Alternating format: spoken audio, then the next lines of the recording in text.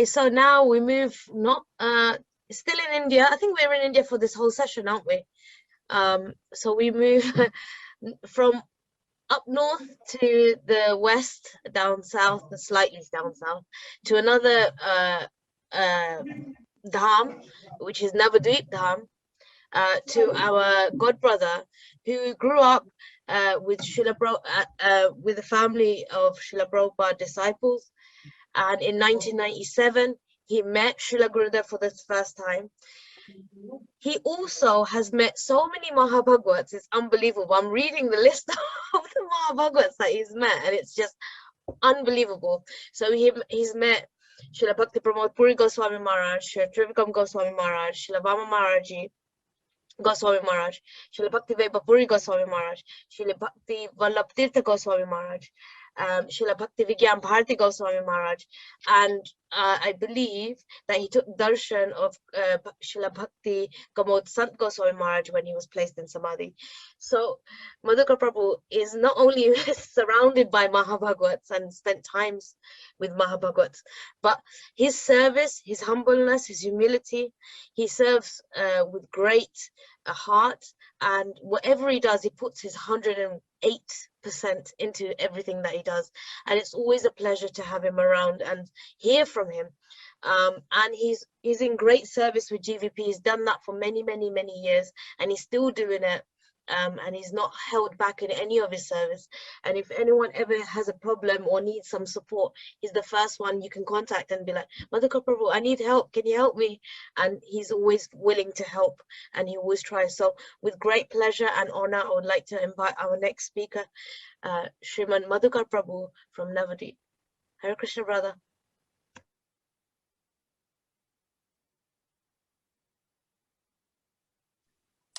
Hey, well, Dandavat pranams to all of you. And also, I've only like very briefly had like darshan of all these different Vaishnavas, but really the only person that I've ever like, it's only Gurudev really that I've had any like, you know, all these other Vaishnavas I just briefly had darshan. Anyway, awesome.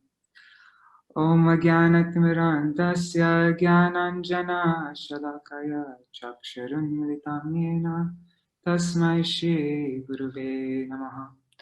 Namo Vishnu Padaya Radhikaya Priyatmane Shri Srimad Bhakti Vedanta Narayana Namane Vanshakalpatarubhyascha Kripa Sindhubhya Evacha Patitanam Pavanebhyo Vaishnavebhyo Namo Namaha Vaja Shri Krishna Chaitanya Prabhu Nityananda Shri Advaita Gadadhar Shivasari Gaur Bhakta Vrinda Hare Krishna Krishna Krishna Hare Hare Hare Ram Rama Rama Hare Hare.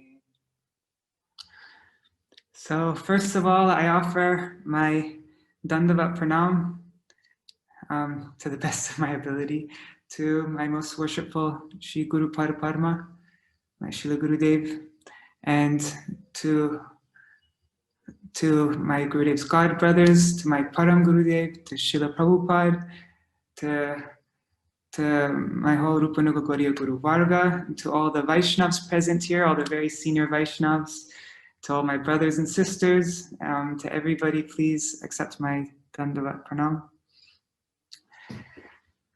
So, how long should I speak for? What is this? I think it's 30 minutes, Madhu. Okay. So, yeah, I'm so grateful to have this opportunity. Right now, I feel really shy speaking after Vrindavan Vilasini Mataji and Krishna Kurni Prabhu, who are, anyways, but you're all very merciful to me to give me this opportunity. Right now, I have my own very nice, comfortable room here, and I have a pretty large amount of independence, good internet connection. It's very easy for me to be defeated by my past habits, but for my own welfare, you're giving me an opportunity in my own small way to try to speak some glories of Srila Gurudev, even though I'm completely unqualified to do so, wildly unqualified, more than people would think. but yeah, I can put on a good show, but but Srila Gurudev, you can't fool Srila Gurudev, you can't fool the Vaishnavas. And I think that's why a lot of times I'd be a bit afraid in front of Srila Gurudev, because I knew I couldn't fool him. So unfortunately, I wasn't always able to take advantage of his, all the opportunities he gave me. But anyhow, still, Srila Gurudev, he's always tolerated my duplicity, my laziness, my selfishness, and he's always, even though I'm always trying to avoid his mercy, he's always been giving it more and more and more. So we're just so fortunate to have Srila Gurudev like that. So yeah, it's really easy to arrange some words together and produce a somewhat nice sounding offering in glorification. And it's also really easy to try to talk in an honest way, like I'm trying to do right now. That doesn't really mean anything, but really to glorify Srila Gurudev means to be completely following, completely surrendering onto all of his words and all of his teachings. And I've not even begun to try to do that. But yeah, only when I've really done, like Srila Narottam Das Thakur says, Guru Mukha Padma Vakya, Chittete Koriya Aikya, Aruna Koriho Mane Ash. Our only hope, our only desire should be that the words emanating from the lotus mouth of Srila Gurudev, that we make those words become one with our heart. Like Srila Gurudev, his Harikatha, it's, there's one thing like where it goes inside and we're remembering his Harikatha and it's moving around in our brain and our intellect. But then that Harikatha has to go deeper and it goes into our heart and it becomes one with our heart.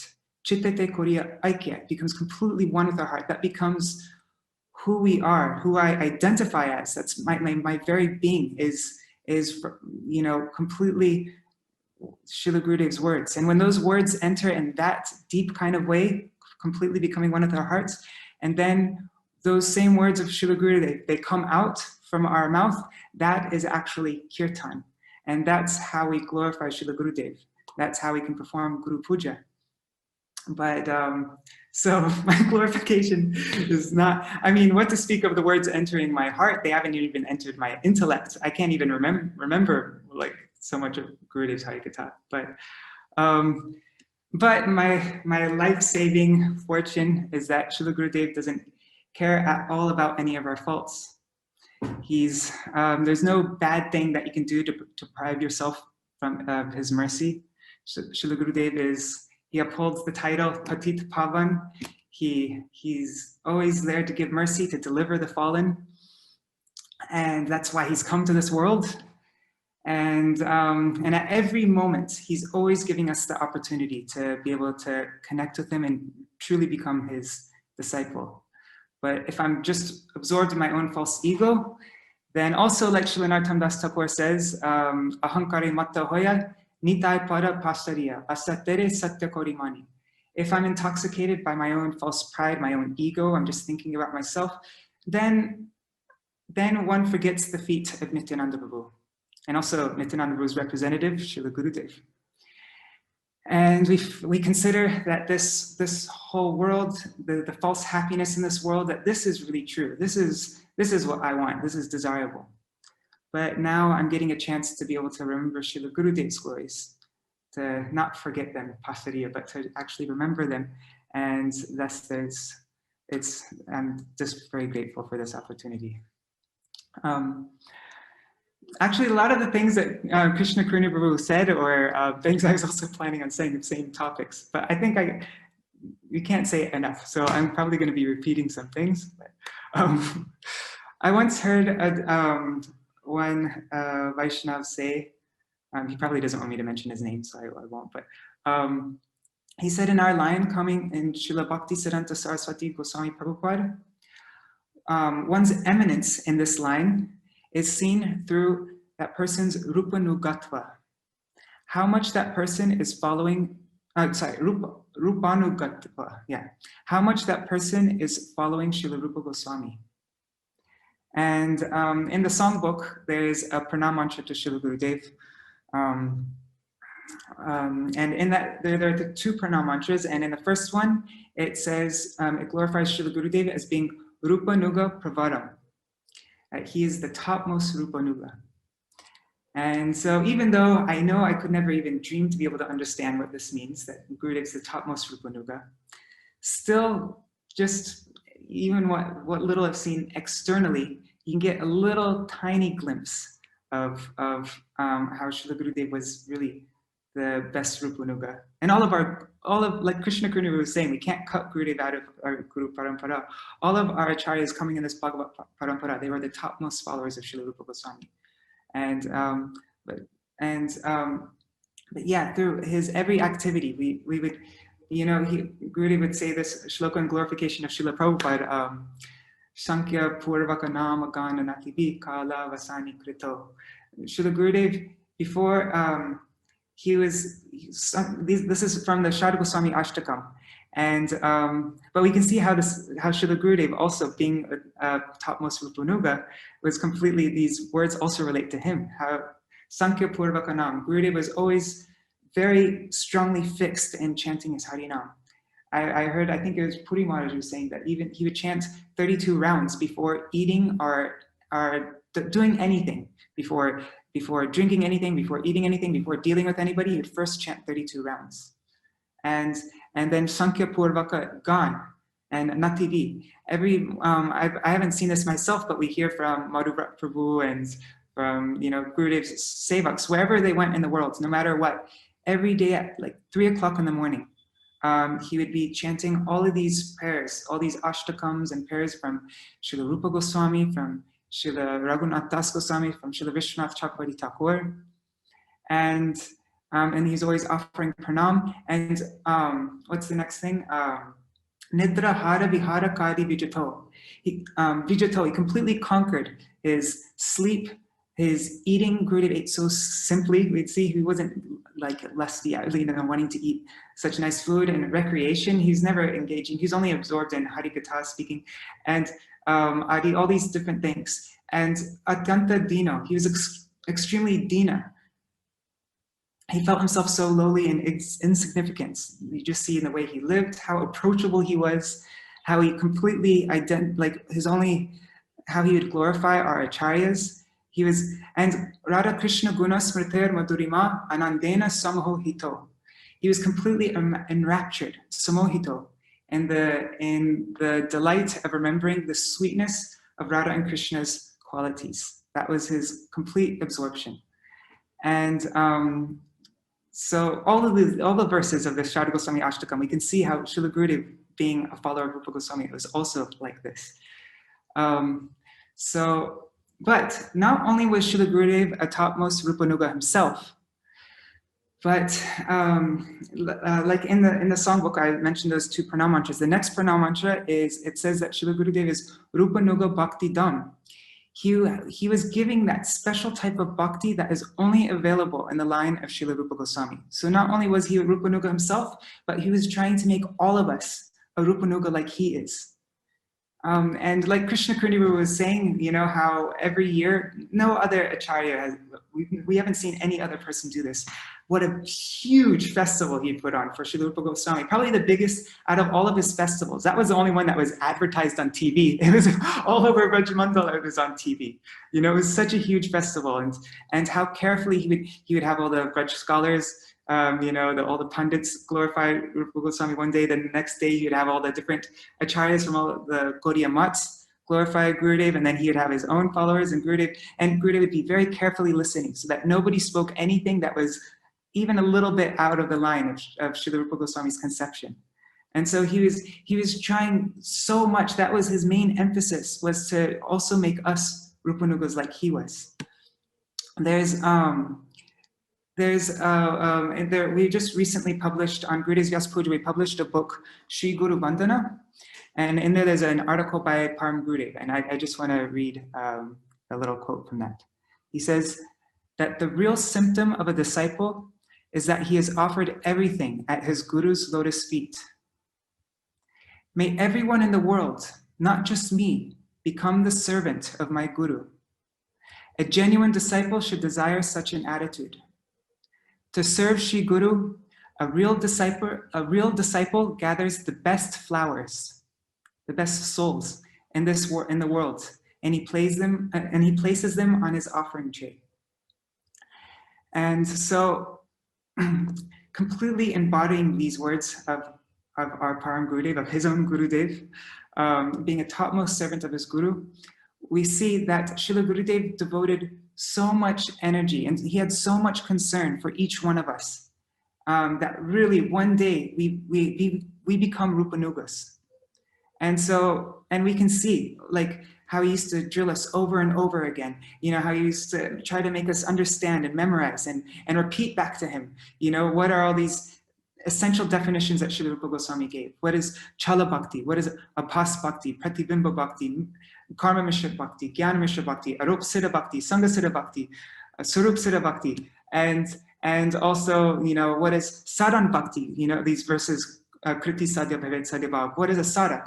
Vaidhi Bhakti, Ragatmika Bhakti, Raganuga Bhakti, Bhav Bhakti, all these different definitions. Gurudev would always be testing us on this and drilling us on this. And especially, like Krishna Kurnya Prabhu mentioned, this verse, Anyabi Lashita Shunyam. I've heard so many devotees mention this, how Gurudev would ask them to repeat this verse to them.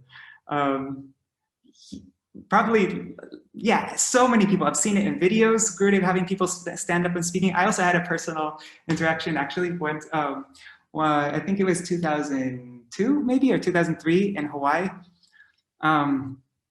There weren't any devotees there. Gurudev was writing, but luckily my parents and we got to go to Hawaii at that time. It wasn't a festival time or anything. And Gurudev was going on a morning walk. And normally the little kids weren't allowed to go on morning walks. But my dad brought me, and when Gurudev saw me, he was not happy. He said, "What are you doing here? Why did you come?" And then I was just like, And then Gurudev said, "Tell me, what is bhakti?" And so that year, actually, during Kartik time, this must have been 2003, because I think it's 2002, Sundar Gopal, he was teaching me, me and maybe some other boys, I don't remember, but he's teaching us all these different definition shlokas, you know, what is sadhan bhakti, what is vaidhi bhakti, like that. And Sundar Gopal, he taught me this verse, and he even made his own translation for me. And so I said the verse, that wasn't a problem, but then Gurudev told me to explain it. And even though I probably could have, because Sundar Gopal taught it to me pretty well, but I was frozen, you know, I couldn't say anything. And then Gurudev told Brajanath Prabhu to explain this shloka to me. But yeah, there's so many examples of this.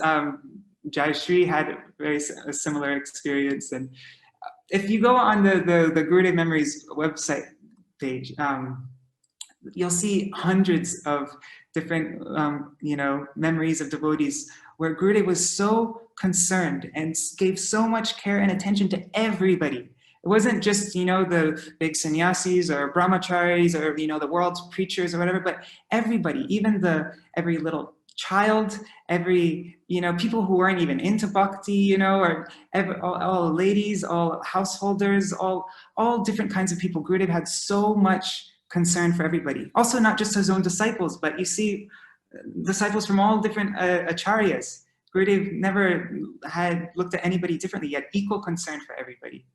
And he's always trying to give enthusiasm. Like our Puri Maharaj, he joined the Mat in Devananda Gaudiya Mat when he was just a little kid in the early 70s or the mid 70s. He joined very early on. He was very little. And he was explaining how Gurudev, even from that time, you know, Gurudev had so much, he gave so much attention to every person, trying to give them enthusiasm, to get, you know, enthusiasm in bhakti. Srila Vamana Goswami Maharaj, he would give diksha and he would like start them, but Gurudev was the one who actually did the real, you know, developing and preparing these wonderful flowers to offer Param Gurudev, like, you know, like how Param Gurudev says. So yeah, that was always Gurudev's function. And yeah, to whomever he met, any different acharya's disciple, he would rekindle, he'd reinvigorate their connection, their dedication to their own guru. And Krishna Kurniru mentioned that also, right?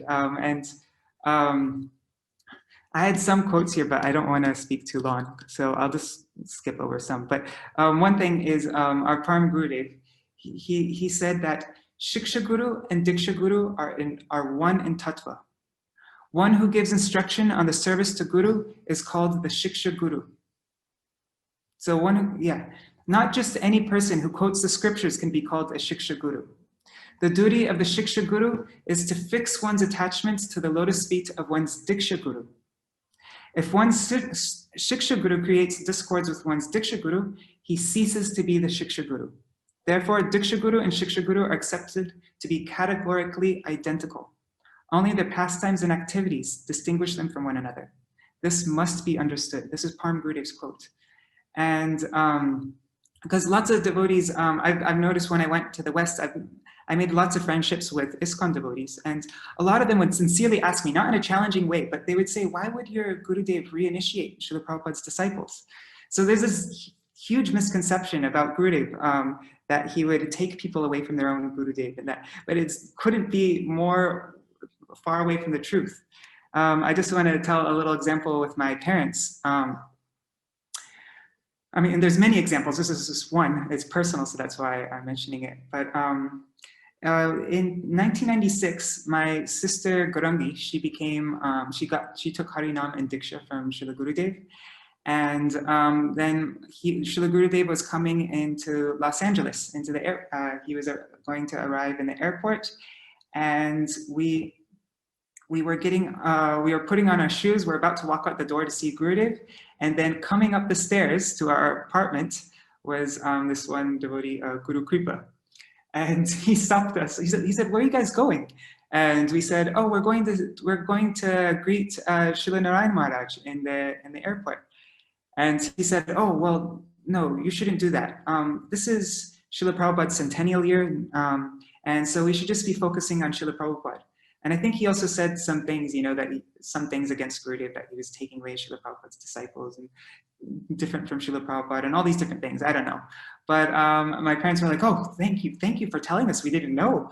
And so then that year, 1996, we were bereft of Srila Gurudev's darshan. But soon after that, Brajendra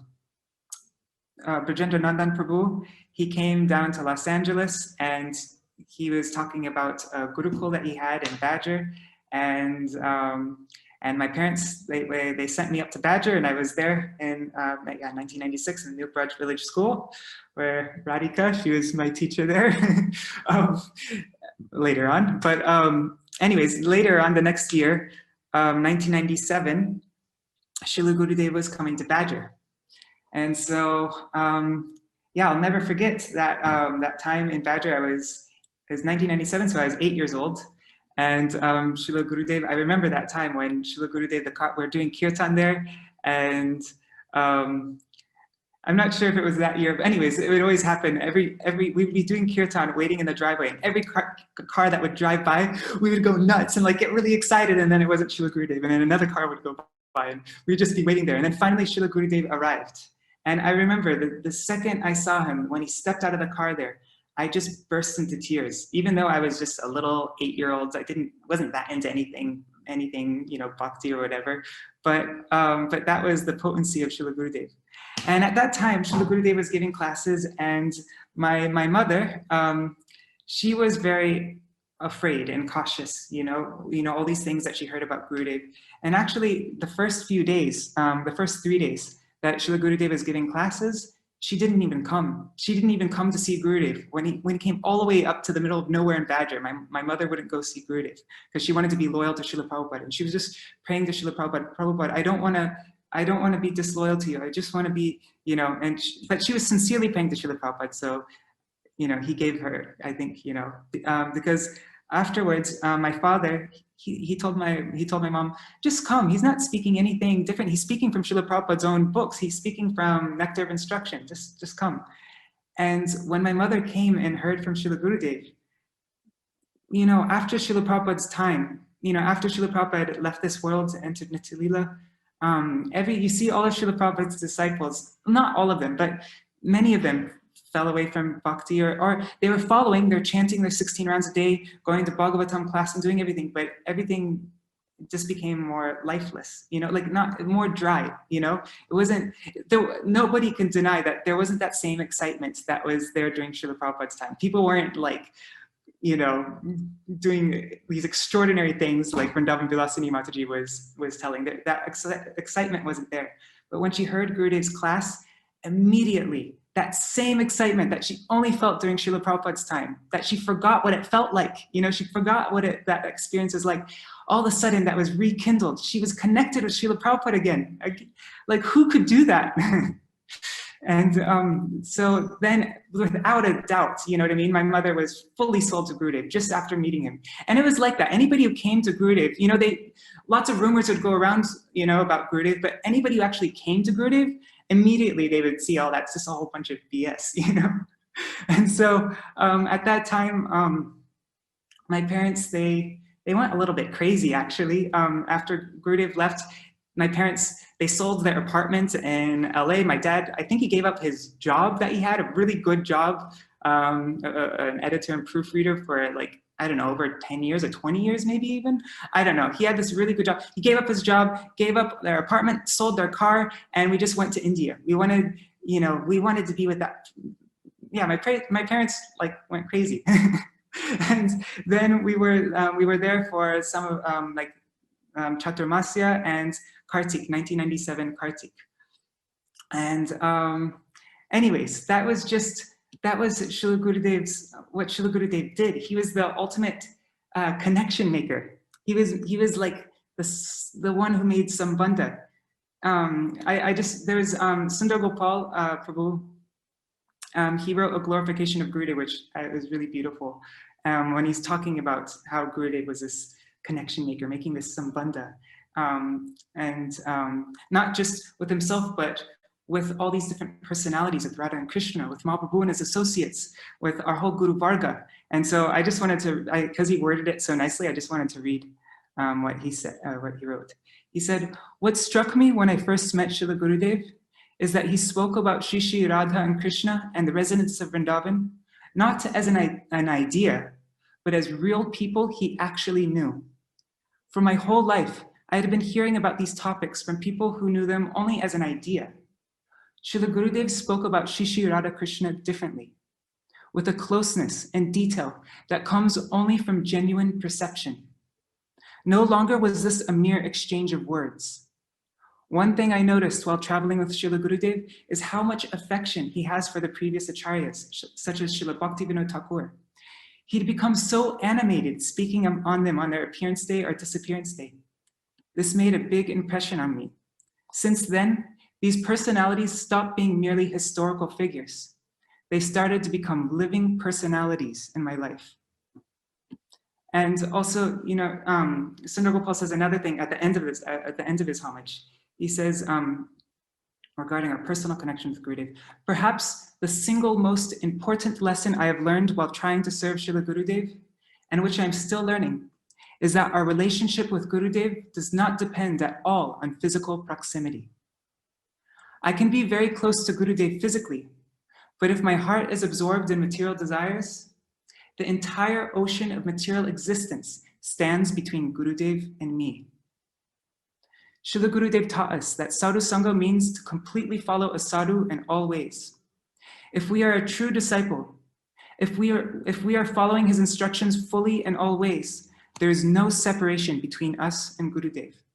This is not a relationship bounded by time and space." Srila Gurudev once explained, just as there's no separation between Krishna and the gopis at any time, and yet at the same time, they feel separation from each other, so the spiritual master is never separated from the disciple. However, this is only true if we become a disciple more than in name only. For those who miss Srila Gurudev, there is a way to him, and that is by becoming a true disciple. And so Srila Gurudev, he was the embodiment of hope for us. He used to always say, "Don't be hopeless." There's never any reason for us to feel any hopelessness. But there's one thing, and so really I should, what is there to be afraid of? But there is still something that scares me. And yeah. Yeah, sometimes I feel like Srila Gurudev's upset with me.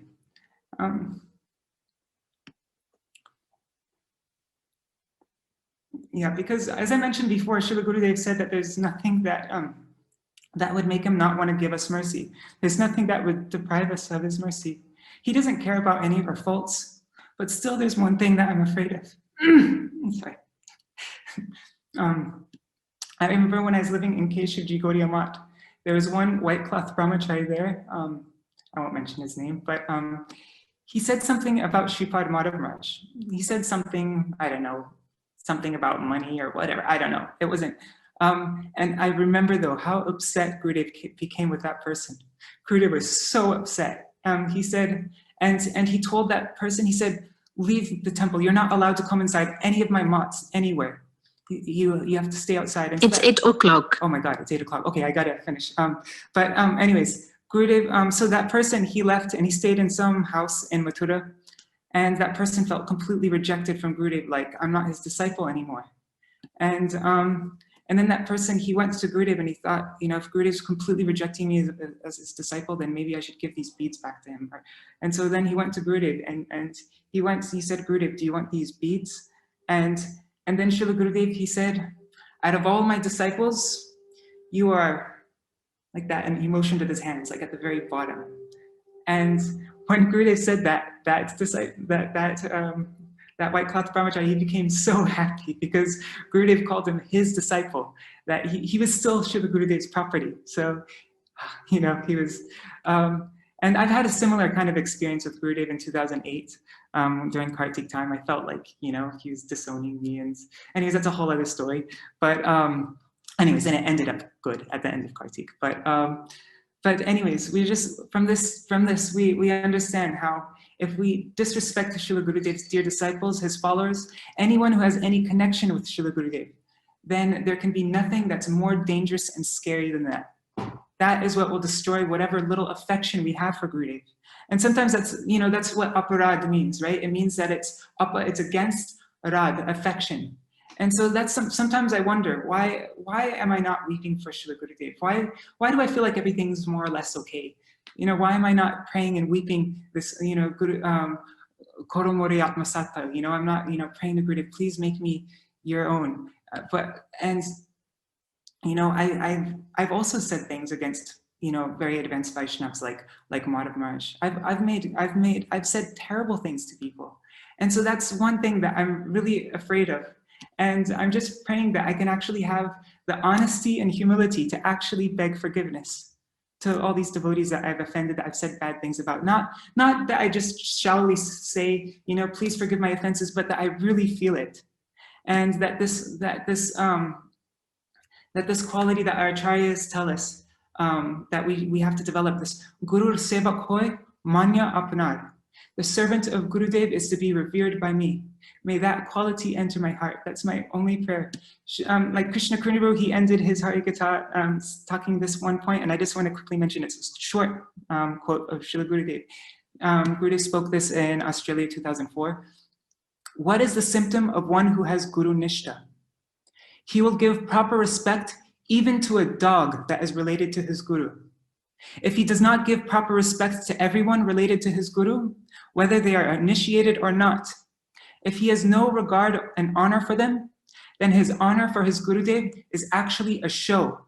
He has no real Guru Nishta. And so I'm just praying that, what to speak of, you know, giving honor to a dog that is related to Gurudev. I'm not even giving honor to his most dear disciples, his most, you know, and so I'm just praying that I can always really give honor, that this Gurudev Kripabindu, you know, Shakale Saman Kurite Shakati Deho Nata Jata Jata, that I really am able to actually give honor in a proper way to all of his followers, all of his disciples. And only then will Tabito Gaibo Harinama Suke, only then will I get taste in chanting Harinama, will I feel enthused, and all my offenses will be gone. So yeah, sorry, I'm going way over time. Anyways, I'm just making this prayer that even those that I can always be with those who are intimately connected with Gurudev, and that they may always push me to be similarly connected like they are, even if it's those who have never met Gurudev. So I'm offering my Dandavat pranams. Vanchukalpatrubhyasya Kripasindhubhyevacha Patitanam Pavanebhyo Vaishnavebhyo Namo Namaha. Thank you so much, Madhukara Prabhu. It's you've said so many beautiful things, and what to say? There's so many things, you know, of this mood that Srila Gurudev had of he would give everyone that concern, like, you know, he cared about everyone so much, whether they were his disciples or not. And you know, and what you was explaining, and what Krishna Karuna Prabhu was explaining, and even Vrindavan Vilasini Didi was saying, is this, that he would just imbibe you as a person and take you to whatever you needed, you know, whether that was creating that relationship with Srila Prabhupada, whether that was creating relationship with Rupa Goswami, whether that was creating relationship with Mahaprabhu, whoever it was, he wouldn't hesitate in doing that. He would just give everything that he had. It's like like he had this volcano, like he was like a volcano ready to erupt and give everyone everything that he had in his heart. And this, you know, the thing that you're explaining about him collecting flowers, and Param Gurudev saying that, you know, a real disciple is trying to collect the flowers to offer to his Guru Padma. And it makes me really feel fortunate that Gurudev thought that I have actually am worthy of offering to Param Gurudev. Like, it makes, that's one sentence makes you think, wow, okay, this is my Gurudev, he thinks I'm worthy somewhat to be offered to Param Gurudev. So it's very, very beautiful. And this oneness and this mood of everyone falls under you know, Sri Chaitanya Mahaprabhu's camp, you know, this is the mood that Srila Gurudev has always emphasized. And I feel like now this part of it, of being one, like we were explaining in the 55-hour global, or 59 hours it turned into, but the global glorification is that we might all be in different departments. Some might be in marketing, some might be in finance. Obviously, I'm just using material analogy, but we all fall under one company, and that's Mahaprabhu's company. So and that really sticks by me, and I'm just hearing that being more and more emphasized. And it's like Gurudev's putting that emphasis in everyone, that whatever it is, whatever department you're in, we're still under one banner and one company. And so I thank you is all I'm going to say. Thank you so much for coming and spending time with us. As always, it's always an honor to be with you.